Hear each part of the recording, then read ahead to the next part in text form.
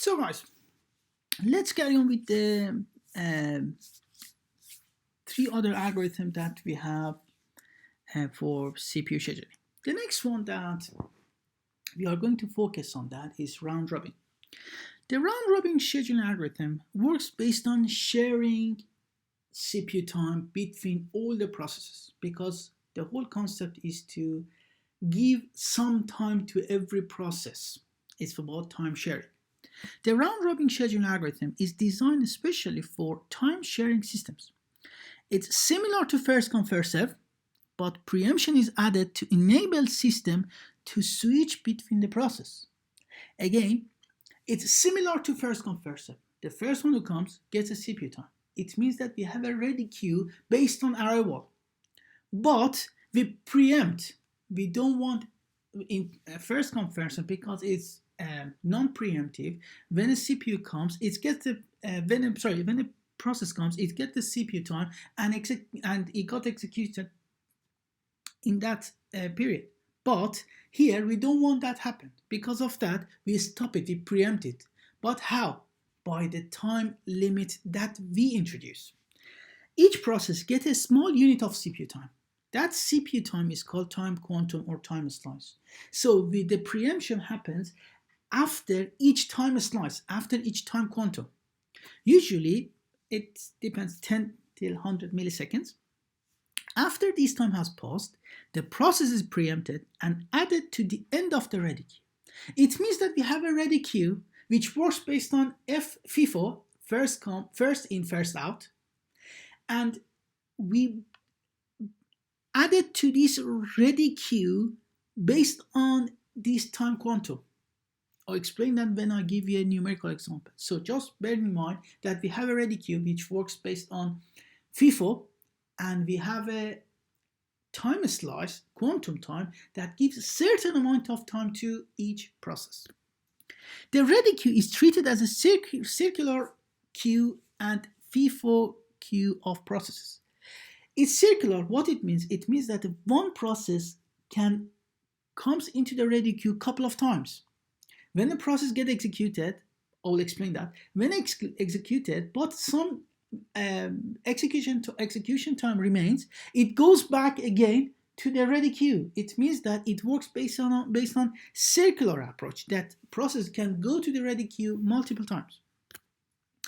The CPU scheduler goes around the ready queue, allocating the CPU to each process for a time interval up to one time quantum. So we have ready queue, and the scheduler gets this processes from the ready queue, gives it to the CPU, and execute it. But for how long? For maximum one time quantum. It depends. I will explain that. So it means that we want each process to get at least one quantum time to be executed. No process is allocated to CPU for more than one quantum time in a row, unless it is only runnable process. So it means that the CPU is allocated to the process for maximum one quantum time, for example 2 milliseconds. But if there is no other process in the ready queue, so it can continue getting CPU time. But if you have multiple processes in the ready queue, no one will get more than one quantum time. When I give you a numerical example, you will understand it better. How it works? In the round-robin schedule algorithm, two things will happen. The process may have a CPU burst of less than one quantum time. For example, the quantum time is 3 milliseconds, but you have a process which takes 1 millisecond, less than quantum. In that case, the process itself will release the CPU voluntarily. When it finishes, when it gets 1 millisecond CPU time, so there is nothing more with that process. So it terminated, goes out, and the rest of 2 seconds will be given to another process. The scheduler will then proceed to the next process in the ready queue. So the CPU won't be idle at that time. Give the CPU to other processes. Next one, if the CPU burst of the currently running process is longer than one time quantum, the timer will go off and will cause an interrupt to the operating system. A context switch will be executed and the process will be put at the tail of the ready queue. The scheduler will then select the next process in the ready queue. So imagine that the time quantum is 2 seconds and the process burst time is 3. Because the process time, the burst time is longer than the time quantum, first of all, the 2 seconds of that 3 second burst time will be executed. 1 millisecond will remain. That process will go to the end of the queue to get execution time for 1 millisecond to be executed and terminated. So no one will get more than 1 quantum time. If the process has some remaining burst time, it should go to the end of the queue and get CPU time after some other processes which are ahead of it. So the performance of a round robin, large time quantum, if you make the quantum time very large, it works based on FIFO. And small time quantum, if you bring the time quantum very low, it means that this changing between the processes, this context switch will be an overhead for the machine, and the speed of the machine efficiency will go down. Now let's give some example to understand better how round robin works. So we have 3 processes. All of them arrives here. Second 0. All of them arrives here. The length of we have the burst time here as well, and the time quantum is 4 milliseconds. Time quantum is 4. It means that no process can get more than in one go, can get more than 4 milliseconds. So we have 3 processes and their burst time. All of them are here. First of all, because they arrive in order, P1 gets the CPU time. For how long? 4, because the time quantum. It cannot run for all the 24 seconds. No, it's a time sharing process. CPU time sharing process.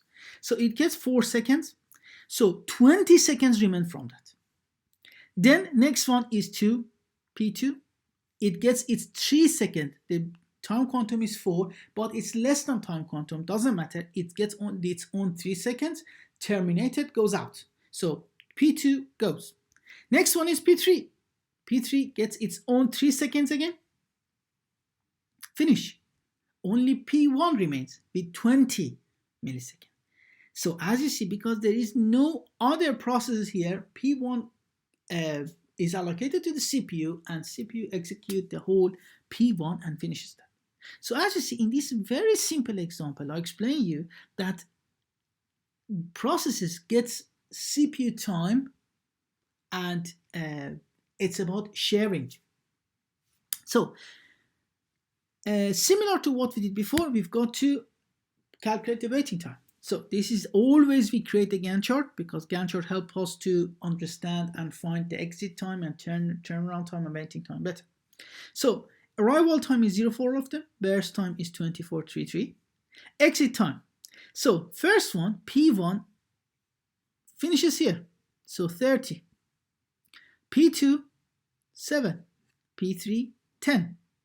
Turnaround time is when you subtract, as you see here, the exit time by the arrival time, because it's 0, same value as you get.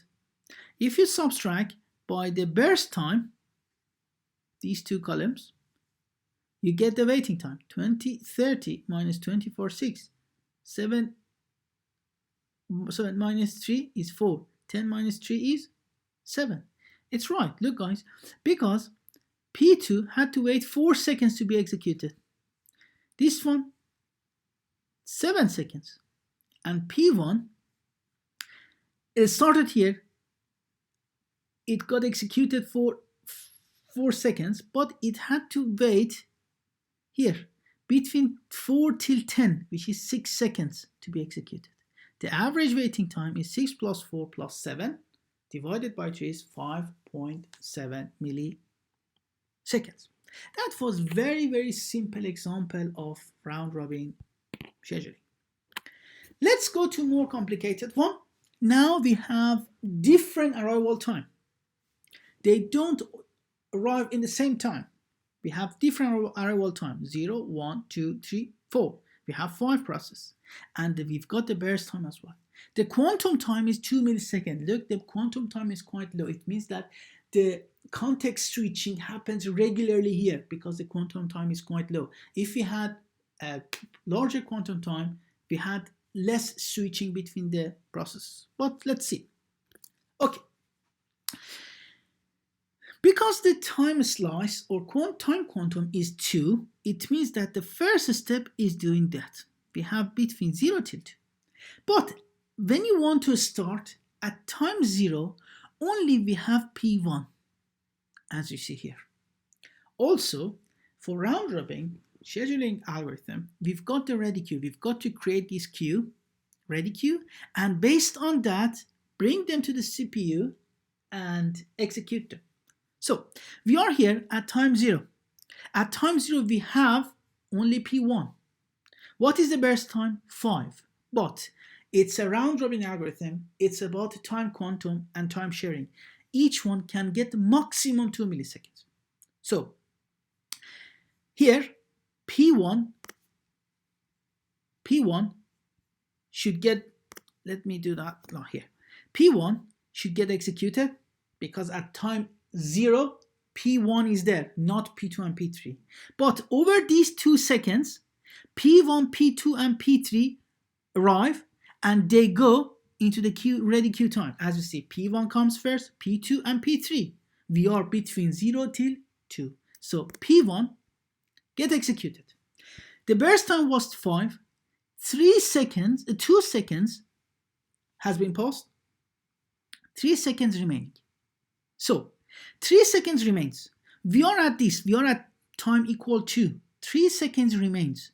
So because we have some remaining, we don't have, guys, P4 and P5 here. Nope. We have only these 3 processes. So because we have some remaining from the first one, the remaining burst time of P1 goes to the end of the queue. We had P1, P2, P3. P1 got executed. P2 and P3 are in the ready queue, should be executed. And at the end of P2, because we don't have P4 and P5, P1 goes to the end of the queue. Now we are going to the next step between second 2 till 4. Between second 2 till 4, P4 and P5 arrive. There you go. But after P1. P4 and P4 arrive. P2 should be executed. P2, burst time is 2. Because we execute that, 2 seconds, you've got to take away 2 seconds from that. Only 1 milliseconds remain here. Guys, sorry, I keep saying millisecond, second. So when I say second, I mean millisecond. So there is nothing. It's a unit of time. So 1 millisecond remains. At this point, when you execute P2, because 1 millisecond remains, the P2, the remainder of that, should go to the end of the queue. There you go. Now, we know that the next one should be executed is P3. P3 is 1 millisecond, less than time quantum. Doesn't matter. Execute that.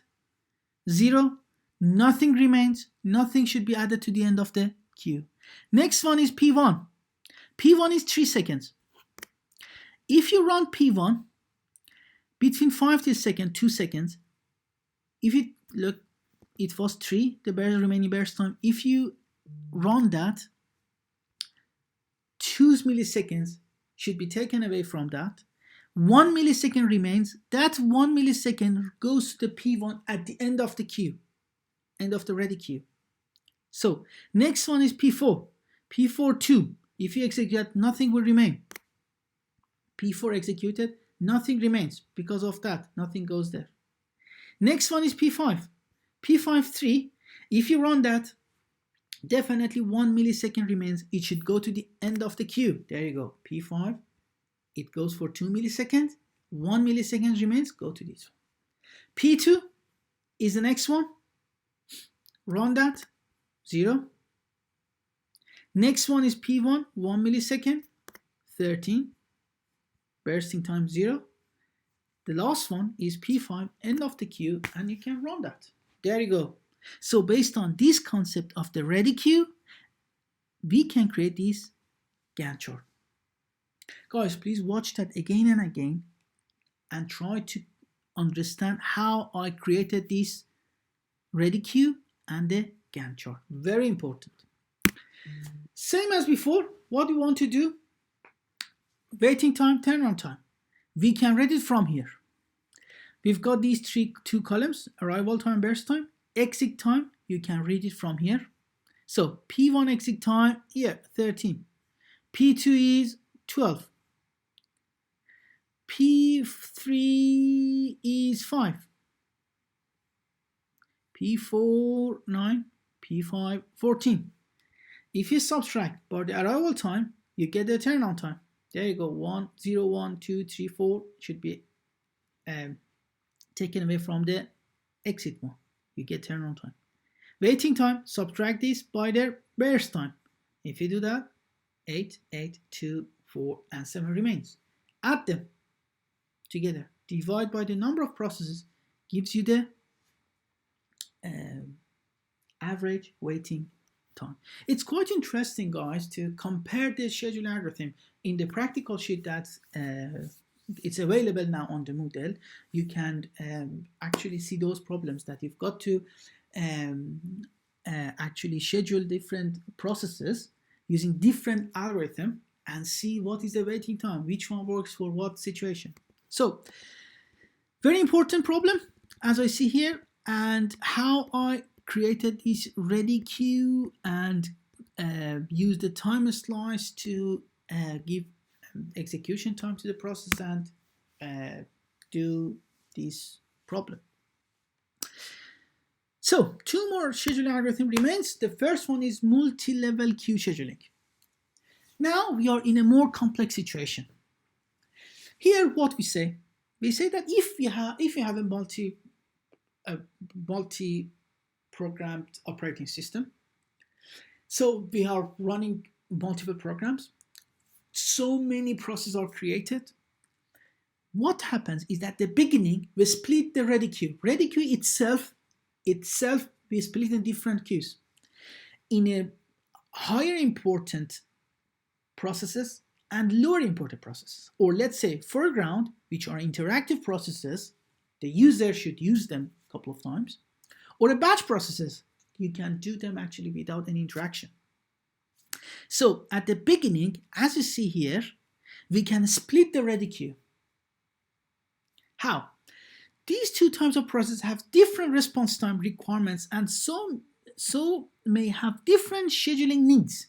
So it means that the ready queue at the first place, we've got to split it based on the requirements that they have. The processes are permanently assigned to one queue. They are permanently assigned to one queue. A process cannot switch from here, go to here. When you have a process based on the memory size, process priority, or process type, it's allocated to one of the queues. For example, here, if you have, I have 5 ready queues here, and it cannot switch between different processes, queues, sorry. Each queue has its own scheduling algorithm. For example, on the top one, in interactive, for example, process, in system process here, in the foreground one, I use round robin within this queue. But here, I use first come, first serve. It means that each queue has its own scheduling algorithm, the one that we've already discussed. So I want you to understand that we are in 2 layers. One layer is in a big picture, we have different queues, and we've got different algorithm for that. And we've got within each queue, and we can actually put them and schedule them using the 4 algorithms that we already discussed: SJF, FCFS, priority, and round robin. Here, for example, the top one uses round robin, the lower one uses first come, first serve. So, like this in a bigger picture. Here, higher priority, lower priority. These are batch processes, they are interactive processes, as you see. This is interactive process has higher priority than that. So scheduling happens. Scheduling must be done between the queues as well. Not only we've got to within each queue we've got to schedule them, but also between the queue we've got to schedule them as well. How we can do that? We do it in two ways. Fixed priority. We say that no process in batch queue, for example, batch queue is here, for example, with a lower priority, could run unless the queues for the system process, interactive process, and interactive editing process are all empty. It means that none of the processes in this queue will get CPU time unless all the processes in the top 3 get their process time. It means that it starts working and getting CPU time, the processes, first of all in this queue, then in this queue, then in this queue, then, for example, go to the batch process based on the fixed priority. It means that some of the processes who are here, first of all, they will get executed. Then this one, then, and this goes down. This is one approach. And if an interactive editing process entered the ready queue while a batch process was running, the batch process will be preempted. It means that that's preemptive scheduling algorithm between the queues. If, for example, nothing is here and CPU and the processes here in the batch process got some CPU time, while they are being executed, if one process comes to the system process, it preempted this, stopped this queue, and gets the CPU time, gives the CPU time to the process here, and they get executed. So it's a preemptive within the queues and based on, for example, priority algorithm. The other one is time slice. It means that between the queues that we have, these 5, for example, queues, we say that each queue gets a certain amount of CPU time which it can schedule amongst its processes. 80% for foreground, 20% for background. For example, here we said that for this process we have 80% of time, schedule time, CPU time, and for here is 20% CPU time. So in that case, we can split the CPU time between the queues. So 2 ways for scheduling that. First of all, is fixed priority. It's a preemptive. They get similar to the priority algorithm that we discussed. They get higher priority and they go down. It means that first of all, we run them. If there is nothing here, we give CPU time to this stuff. But it's preemptive. It's you're running that, something comes up here, so you've got to preempt that, stop this, run this first, and then go back to this one. And the other one is to giving some time, 80%, 20%, 60%, 40% to different queues and actually do the scheduling. But there is a problem with this scheduling algorithm. Exactly similar to the priority, because in the priority we said that the lower priority processes, maybe they've got to stay in the waiting queue forever. And we discussed starvation and aging, the approach to solve the problem. So we have this problem here. Maybe we have some processes here in the student process, in the very lower priority, that they never get CPU time because keep something coming up and process coming up in the top processes. So what happens is that we've got to solve this problem. Because of that, we go to the more complex scheduling algorithm, which is called feedback queue scheduling algorithm. The multi-level feedback queue scheduling algorithm, in that one, a process can move between the various queues. In the previous one, we said that the process cannot move between the queues. But here we said that, yes, they can move between the queues. Processes are not permanently assigned to the queue. Aging can be implemented this way. It means that using this approach, if you have a process which goes to the lower priority queues here, it can move and go up. This queue can go up and get some CPU time because the process can move between different queues. Multi-level feedback queue scheduler defined by the following parameters: number of the queues, scheduling algorithm for each queue, method used to determine when to upgrade a process, method used to determine when to demote the process, and method used to determine which queue a process will enter when that process needs service. It's very complex, but based on different criteria that you see here, as I said, the process can move within the queues that can go up, promoted, upgraded, demoted, and get CPU time. So, but the most important thing is that it works based on the multi-level queue scheduling, but the process can move. Just a very quick example to see how it works. For example, we have 3 queues. In each queue, the first 2, they work based on round robin. The time quantum is 8, time quantum is 16, and the last one works based on first come, first serve. So we have 3 queues. How scheduling works? Look, guys, a new job enters to the queue 0. First of all, it gets 8 milliseconds to be executed. If that job doesn't finish in 8 milliseconds, it doesn't stay here. It goes to the lower level. When it comes here in Q1, this is Q0, Q1, Q2. So if a job comes here, more than 8 seconds, it's a round robin, it goes to the next one. Again, if it is more than 16 seconds, because the quantum time here is 16, if it is more than 16 seconds, it goes to the next one. Here, it works based on first come, first serve. As you see, if it was very quick, it would be executed. If no, it goes to the next one.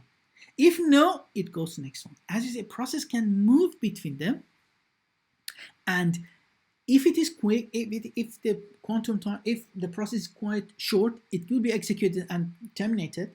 But if it is long, they go and move between different queues. So for example, again, it goes there. For example, if it is the process time is 24, it goes there, 8 milliseconds of it is executed, 16, let's say 25, sorry.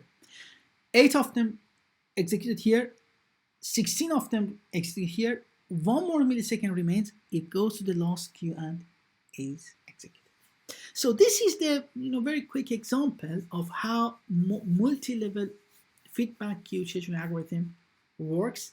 And as you see, we have not only scheduling between the queues, but also we have scheduling within the queues. So this is the end of this lecture, and you can find all these materials on this book, chapter 6. I've already put some of the pages on the Moodle page, and you can watch them. Okay, guys, that's the end of the material for CPU scheduling and for operating system.